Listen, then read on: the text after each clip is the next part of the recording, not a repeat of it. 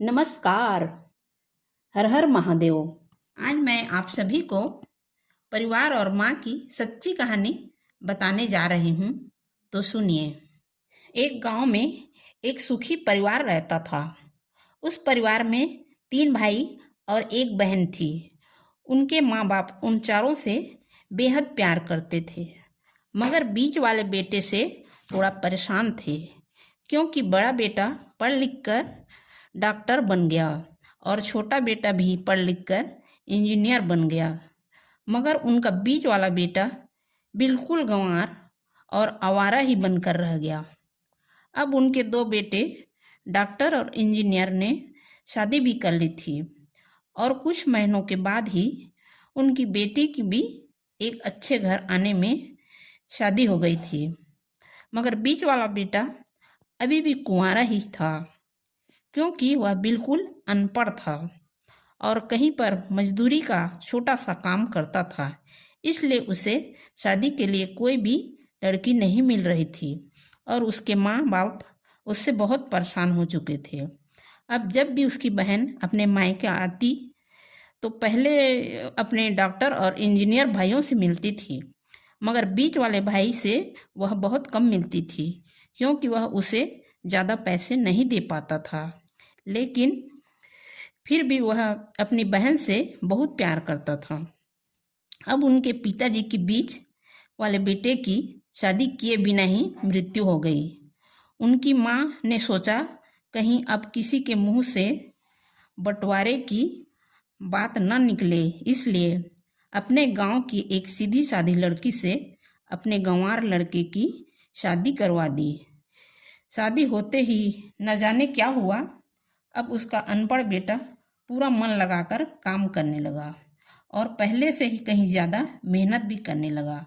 अब तो उसे कोई भी दोस्त बुलाने आता तो वह उसे यही कहता था कि भाई, पहले तो मैं जैसे तैसे अकेला कमा कर खा लेता था, मगर अब मेरी शादी हो गई तो मुझे अपनी पत्नी के लिए भी कमाना पड़ता है और कल को आने वाले बच्चों के लिए भी तो कुछ जोड़ना ही पड़ेगा। इसलिए दोस्त, अब मैं तेरे साथ नहीं घूम सकता। यह कहकर उसका गंवार लड़का सीधा अपने काम पर निकल जाता है।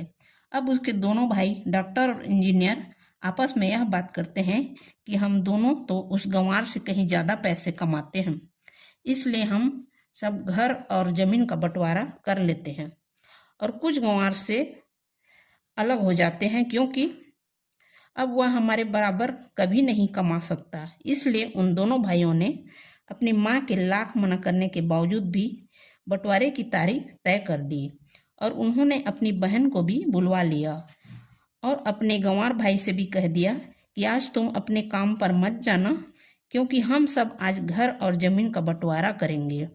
उसी वक्त उसकी बहन भी आ जाती है। तभी उसका गंवार भाई क्या है कि तुम लोग बंटवारा कर लो, मुझे जो भी देना हो दे देना, मैं शाम को आकर अंगूठा लगा दूंगा।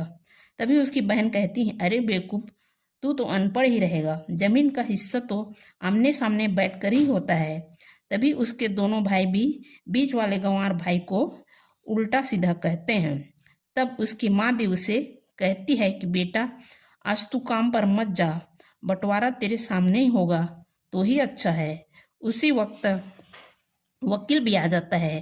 तभी वकील कहता है कि आपका सारा हिस्सा मिलाकर 10 बीघा ज़मीन है और आपका घर, अब यह बताओ कि किसको कितना हिस्सा देना है। मैं उसी बंटवारे हिसाब से बंटवारे की कागज़ बना दूंगा। उसी वक्त उनका गंवार भाई कहता है कि वकील साहब, 5-5 बीघा मेरे दोनों भाइयों के नाम लिख दो और यह जो हमारा मकान है यह मेरी प्यारी बहन के नाम पर कर दो। तभी उनके दोनों भाई और बहन पूछते हैं कि और तू इसमें क्या लेगा। तभी उनका गंवार भाई कहता है कि मेरे हिस्से में मेरी प्यारी माँ है। और तभी वह अपनी पत्नी की तरह मुस्कुराते हुए कहता है कि क्यों मेरी प्यारी पत्नी, क्या मैंने गलत कहा क्या। गंवार की पत्नी अपनी सास से लिपट कर कहती है कि माँ से बड़ी वसीयत क्या होगी मेरे लिए। और उसी वक्त उसका गंवार पति भी अपनी माँ से लिपट जाता है और बेटे बहू किसी प्यार से जमीन जायदाद के बंटवारे को सन्नाटे में बदल दिया। तभी बहन अपने गंवार भाई के गले लगकर रोते हुए कहती है कि माफ़ कर दो भैया, मैं आपको समझ नहीं सका।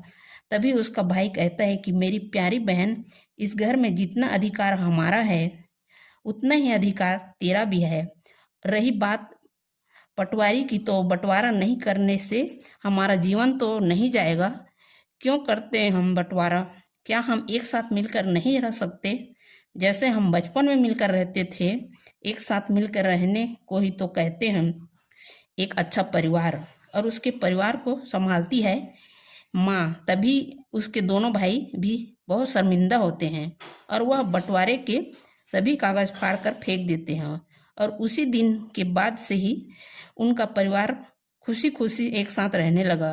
तो दोस्तों, यह थी परिवार और माँ की सच्ची कहानी। अगर आपको वीडियो अच्छी लगी तो प्लीज़ वीडियो को लाइक और शेयर ज़रूर करें। धन्यवाद।